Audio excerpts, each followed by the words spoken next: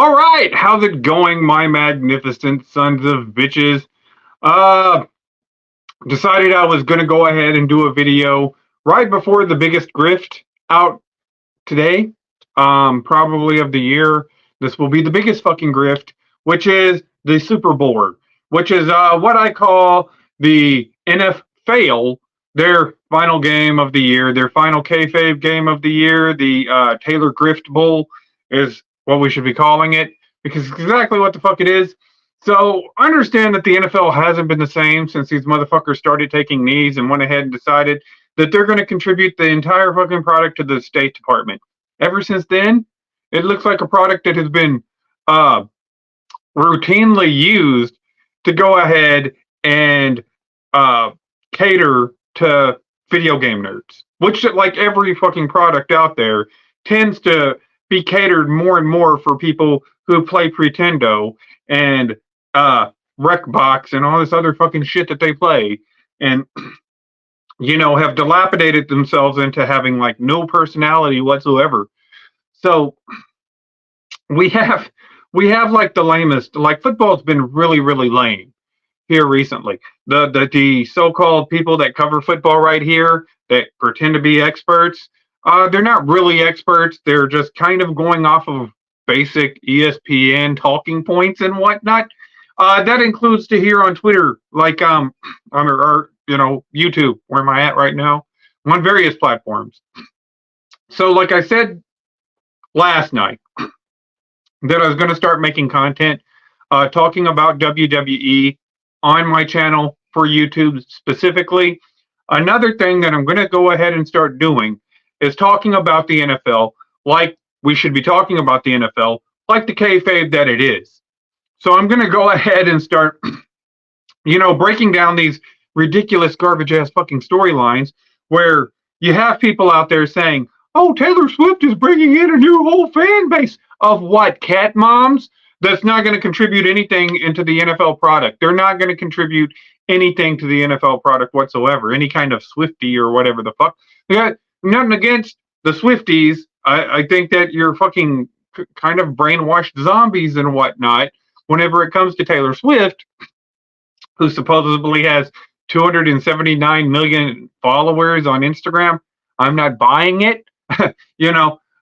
It seems like she has an overwhelming fan base of OnlyFans chicks that make up sock accounts to go ahead and catfish dudes. That's really, at the end of the day, Taylor Swift's audience. And I don't even know if these motherfuckers are registered to vote.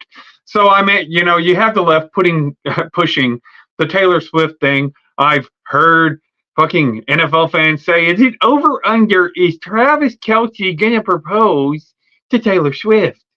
This is like the cringiest shit I've ever seen in sports. No, I'm not watching this. I'm not watching the Super Bowl. Why would I watch the Super Bowl? But I will go ahead and give my opinions on it. Do this video out there live to the interwebs. And if there's a Russo swerve coming through, then maybe that's the case. However, I expect this Super Bowl to be scripted like this right here. The 49ers are going to be in control first quarter. You know what I'm saying? Much like the last fucking time that they played, which was right during the fucking, whenever they had to rig another fucking election, like they're trying to rig this election. And it's not about the point of, whether or not more people like the Democrats, because we know that's not fucking true.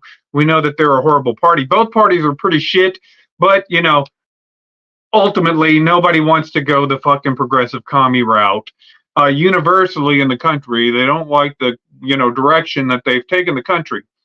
But with that being said, it's how many people that they can get interacting into their fucking propaganda at this point.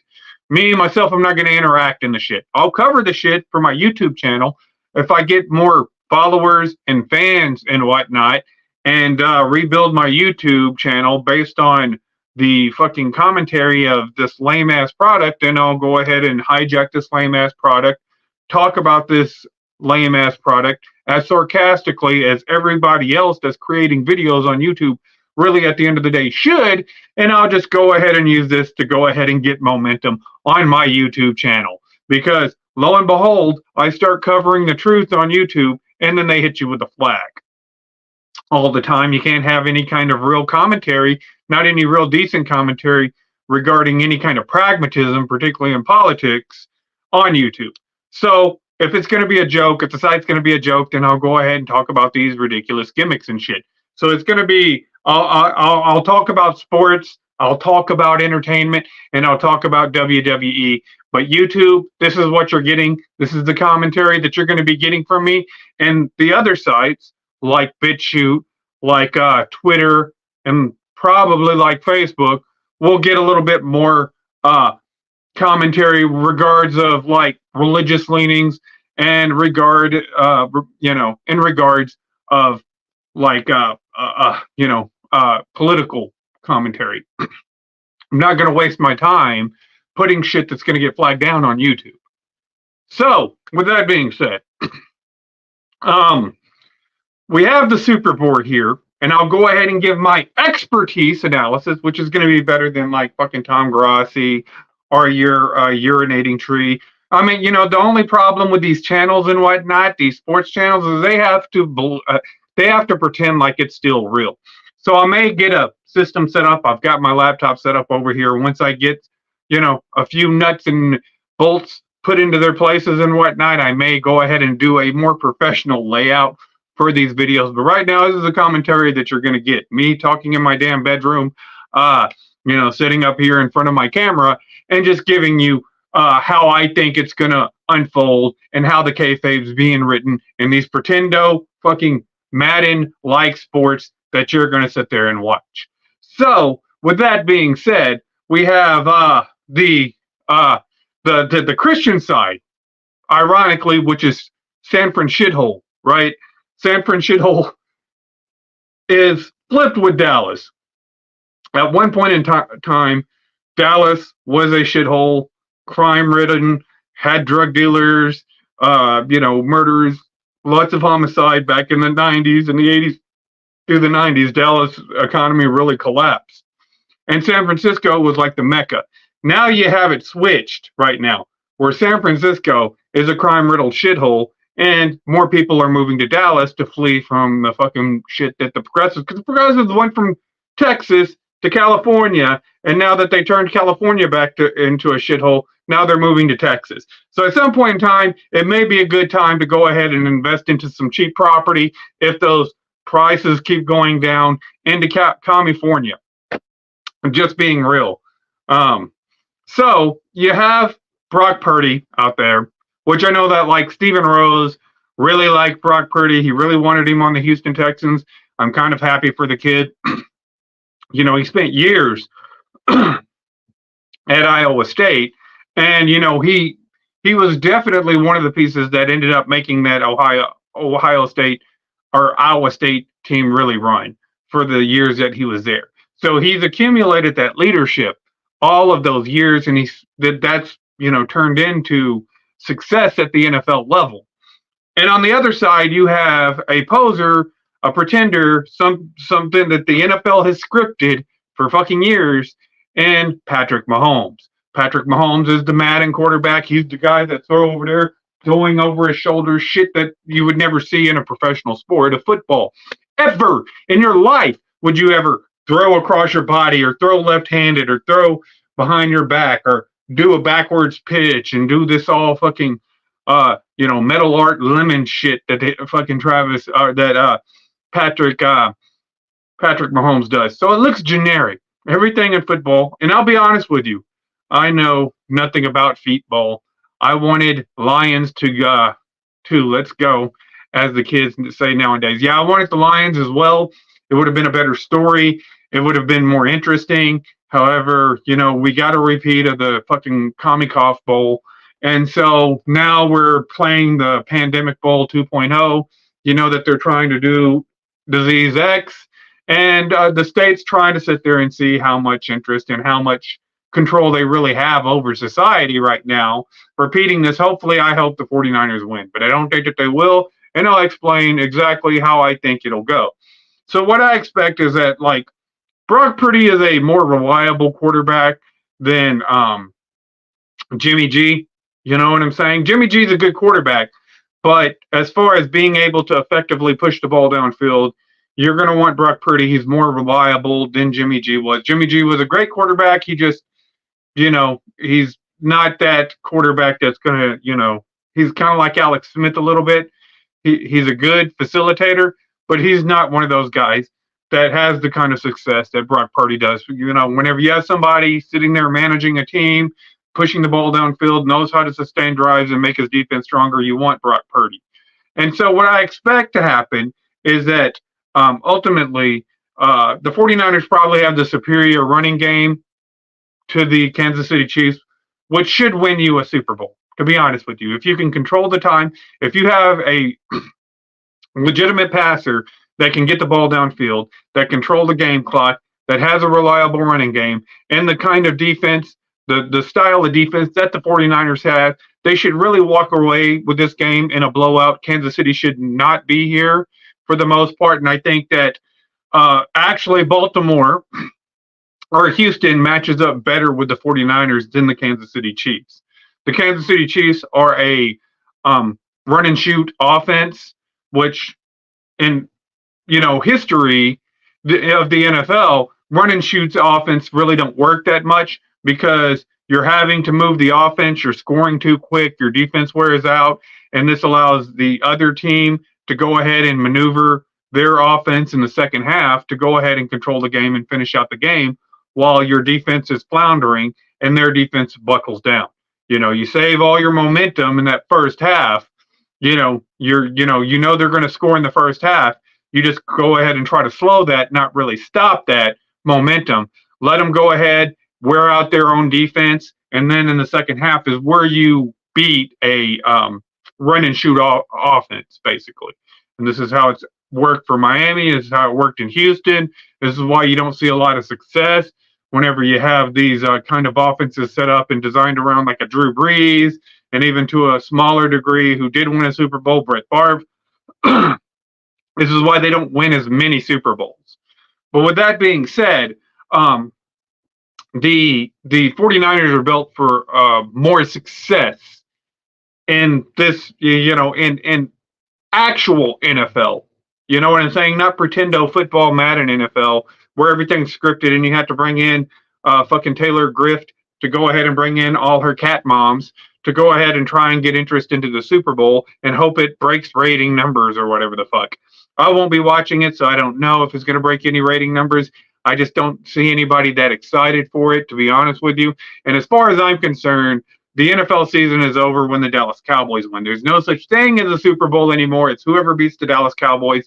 That's your Super Bowl winner. So congratulations, Green Bay Packers. You won the Super Bowl this year. It seems like whenever Cowboys are not there to hate, the NFL loses more and more interest into the playoffs. So with that being said, what I think is going to happen, though, this is how I think it's going to be scripted. The 49ers are going to start out hot. They're going to come in, control the ball. They're going to go ahead and I'll watch the Deadpool trailer. Never mind. Yeah, I'll watch it, and I'll probably watch it on YouTube too. But that's the only thing that anybody's looking forward to is Deadpool 3. But with that being said, I think that the 49ers will start out hot.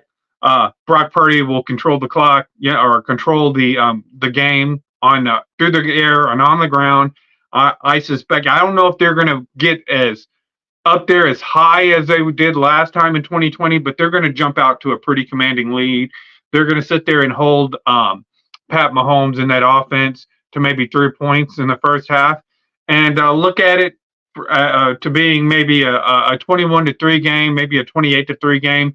Maybe they come back out and score a touchdown, and it's 35-3. Kind of similar to what happened with New England and Atlanta.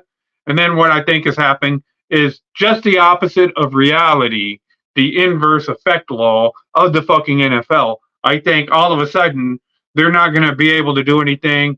The Kansas City defense is going to start to shut down these fast wide receivers for San Francisco, even if it's kayfabe. I do like L'Jarius Sneed. In fact, I wanted him in Dallas. So I do like that cornerback that they have over there in Kansas City. They have some pieces on their defense, but I just don't see how that offense really kind of, contributes to success on that defense. And in the second half, what you'll do is you'll start to have Kansas City go on to a run of unanswered points, where they're going to end up scoring 5 touchdowns in the second half between the third and the fourth quarter, and it's going to be the biggest comeback in Super Bowl history, and that's going to be another feather that they're going to put in Pat Mahomes' hat. So look for the 49ers to come out strong. Brock Purdy coming out there. They're going to get their 6th Super Bowl win. The San Francisco 49ers are going to look like a team, and all these sportscasters and everything, because everybody's going for the 49ers, because they don't want Kansas City. They don't like Taylor Swift. They don't like Mr. Visor, fucking Travis Kelce. You hear the shit all the time. You see it all over the internet. And I don't think that they're really, really, invested in Kansas City. So you almost, at this point in time, have to make it feel like San Francisco is going to end up winning. You're going to have to give them an early lead. I think they build on that early lead. And then I think, because it's not going to be a blowout for Kansas City, that's for sure. Kansas City comes out and blows it out. Everybody's going to sit there and even say it's even more rigged. And people are already saying it's scripted, and people's already saying that it's fucking rigged. You know what I'm saying? They're already saying that shit. And it doesn't matter if you change the script right now, and if you put in new anti-heroes and heroes and say, oh, well, you said it was going to be Baltimore and it's Kansas City instead. And, it is what it is. I think that, I think ultimately, it's going to be Kansas City winning this game, but I think it's going to have to be closer. I think that they're going to have San Francisco, much like the last time that they played.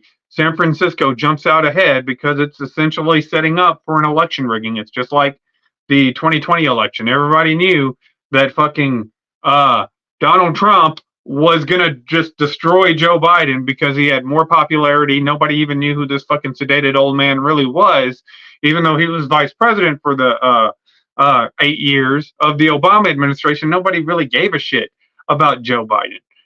He wasn't even an afterthought. And so, the way that they rigged that 2020 election, whenever Donald Trump ended up getting 74 million fucking votes, but, the most votes in presidential history, but Biden somehow managed to come back and win 81 million. I'm assuming that this is the kind of story arc that they're trying to go ahead and subliminally get people to go ahead and invest in, to sit there and say, oh, well, everybody thought Trump was going to win, but here comes Joe Biden making that comeback. Everybody understands it's generic and that there's no legitimacy to it. And the sheer fact that you people think that you're capable of running a country, let alone an internet site, let alone making laws for everybody or running a judicial system, is an absolute fucking joke. And the sheer fact that anybody gives any of these fucking media shills any kind of credibility whatsoever is just, it just astounds me. It's just amazing that these motherfuckers still have a job. But yeah, it's ultimately rigged and made for money, and people still bet on it. You'll have motherfuckers come out there and say, sub to DraftKings, and they're just fucking taking your damn money because the shit's rigged. It's rigged. If so many people are going to sit there and put money down on fucking Steph Curry scoring 30 points, guess what? Steph Curry's going to score 23 points. If too many people, so yeah, it's just a good way to take your fucking money.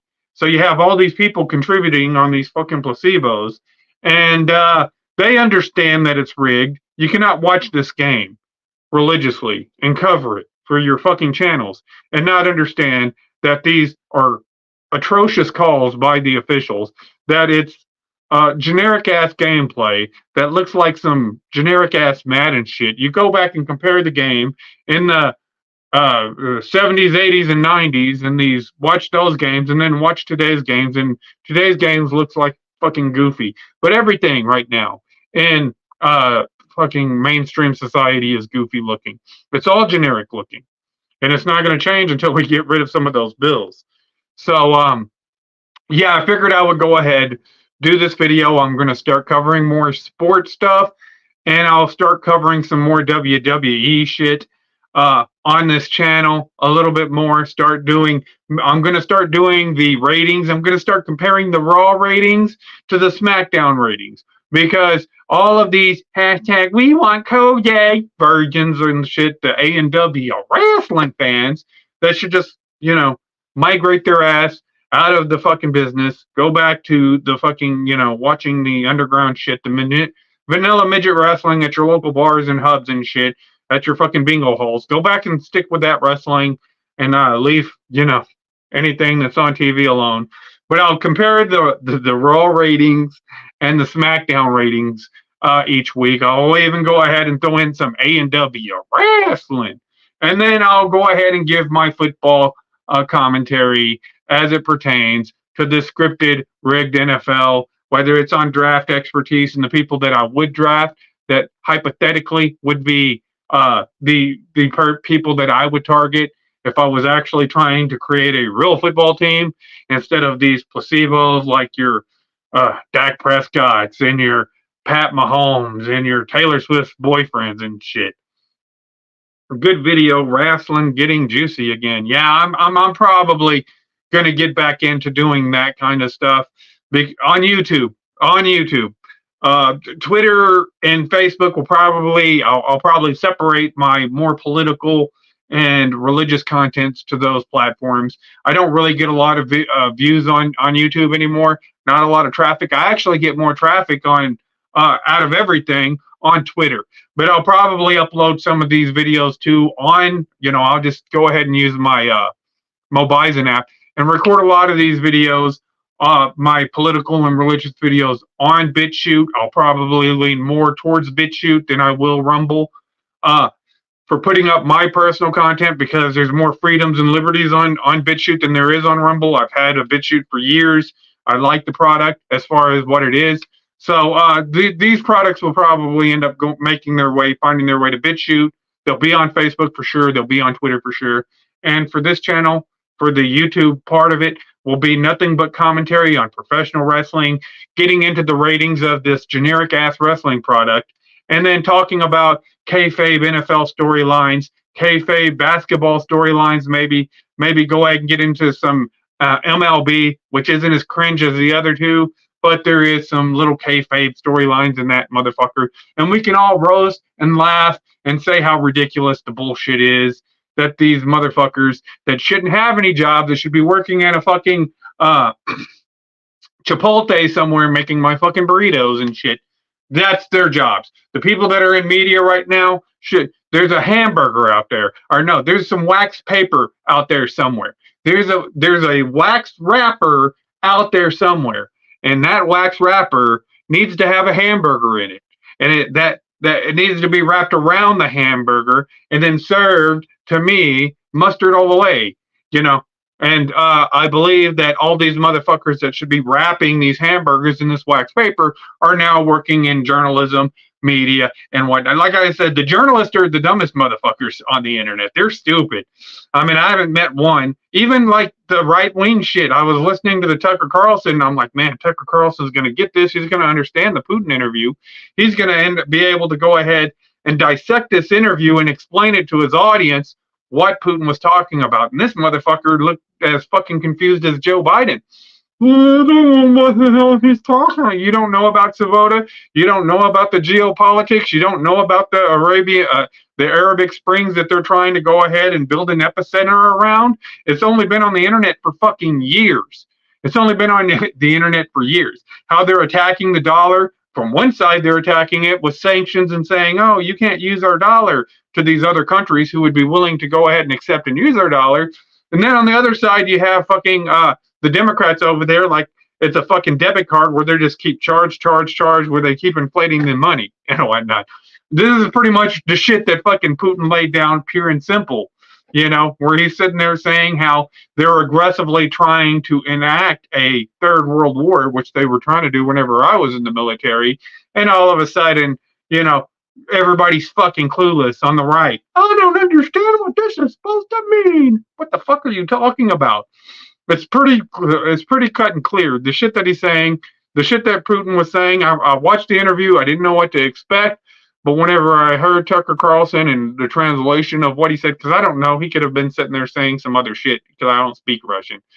I'd like to. I'm going to learn because I want a Russian wife, but I don't speak Russian, so I don't know if this is what he said. But the translations were spot on to everything that's wrong in this country. So if that's what the man said, congratulations, Putin understands more what's wrong with this country than our own current president. So anyways, I was going to go ahead and wrap this video up. I just wanted to go ahead and do a video for Super Bowl Sunday. Now Tucker is a criminal. LOL. Hide the truth at any cost. Yeah, it's fucking. I think that he got pissed whenever Putin said, "Hey, you were trying to get on and work for the CIA," which that doesn't mean that he doesn't work for the CIA, because that would be a total fucking CIA thing to do, saying we're going to reject you from the CIA, but you're going to work for the CIA. Yeah, I know. It is what it is. They sit there and they think that the CIA, the problem with it is everybody in these state departments is they think that they're smarter than everybody. They think that, oh, yeah, we're so much better. We know so much more. Everything's inside. It's hidden. This is the fucking internet. The shit's not hidden anymore. And the sheer fact that you think you're more intelligent than fucking everybody in the country, well, I got some bad news. People are going to get tired of it. You're going to have to deliver at some point in fucking time with that intelligence. And you're not doing the shit right now. In fact, you're just pissing off everybody with this Taylor Swift propaganda bullshit, where eventually it's going to have to be addressed. Your corruption, your lies, your treachery is going to be addressed at some point in time. I'm just even the dummies are waking up finally. Glad even. Yeah. They're, and I meant, this ends up being the thing. But, you get another one of these placebo bowls. You get people that'll be covering it real. Like I said, I'll start covering it from a legitimate angle. I'm going to start covering it from the kayfabe perspective. That's what this NFL, whenever I cover the NFL, I'm going to cover the NFL like I cover WWE, because it's exactly what the NFL is. You can go back to lawsuits. It's sports entertainment, just like the WWE. That's how I'm going to cover the shit. If you want to watch Tom Grossi and watch him vent out and, veg out over the fucking Green Bay Packers didn't make it this year, I don't get his fucking, it doesn't hurt me that much that Dallas isn't in the Super Bowl this year, because I know it's all fucking scripted. Anyways, you people tell me what you think. Appreciate it. Barry Burton. You like, sub, do the shit they tell me to do to get over. The internet tells me to do to get over. And for now, I'm out.